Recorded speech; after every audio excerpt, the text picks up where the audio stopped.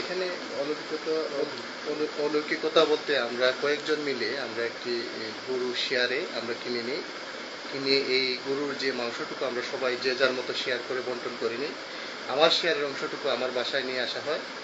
আসার পরে মাংস রান্নার জন্য তৈরি করা হয় এবং রান্নার রত অবস্থায় আমার স্ত্রী দেখতে পান যে একটি মাংসের টুকরো কিন্তু বারবার ওনার চামচে উঠে যাচ্ছে। তো ওঠার পর ওনার সন্দেহ হলো যে মাংসটা শুধু বারবার উঠে যাচ্ছে কেন। তখন দেখলেন যে মাংসটুকু অনেকটা শক্ত। তো এই শক্তটুকু ওনার হাতে নিয়ে দেখলেন যে এটা অনেকটাই শক্ত। তো এটা সন্দেহ হলো যে এটা কি দেখার জন্য। তখন আমি বললাম যে এটা ধুয়ে দেখো যে এটা কি অবস্থা দাঁড়ায়। ধোয়ার পরে দেখলাম যে এই মাংসের মধ্যে আরবি হরফের মতো আল্লাহু লেখা। তখন আমি এটা হয়ে গেলাম আলহামদুলিল্লাহ আল্লাহর কুদরতি নিদর্শন। তখন আমি এই আমার যারা শুভাকাঙ্ক্ষী আছে তাদেরকে জানালাম। এই জানানোর পরেই আর কি আপনারা সব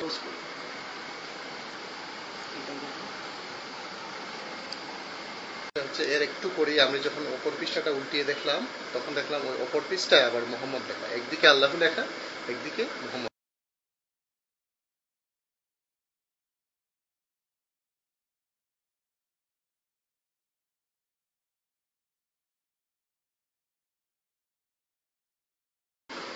এর সঙ্গে আমি এর কোনো সঙ্গতি বা সংযুক্ততা আমি বলবো না। বিশেষ করে বলবো যে ইসলামের উপর যখনই কোনো ধরনের আক্রমণ বা আঘাত আসবে তখন এই ধরনের নিদর্শন অথবা যে কোনোভাবেই আল্লাহ এবং আল্লাহ রাসুল যে সত্য এটা প্রকাশ পাবে। এই প্রকাশ পাওয়ার মাধ্যমে যেন আমরা বুঝতে পারি যে ইসলাম এবং মুসলমানরা যে সত্য, তাদের উপর আমাদের যে কোনো ধরনের যদি কোনো ধরনের নির্যাতন হয়ে থাকে বা করে থাকে যে কেউ এটা যেন বন্ধ হয় এবং এটি সত্য, এই বন্ধ করাটা উচিত।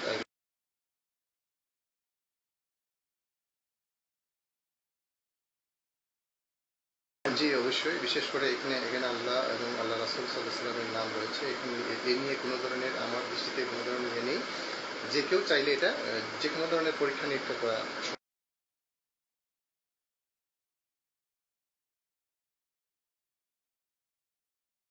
বিশেষ করে এই অনুভূতি হচ্ছে আমার যে এখানে আল্লাহ আমাদের স্রষ্টা, রাসুল পাক সাল্লাহ সাল্লাম আল্লাহর সৃষ্টি, আল্লাহ এবং আল্লাহ রাসুল যে সত্য এটারই আপনার সত্যতা এখানে বহন করে, এটুকুই। এবং আমরা আমরা যেন সঠিকভাবে চলতে পারি, আল্লাহ আল্লাহ রাসুলকে স্মরণ করি।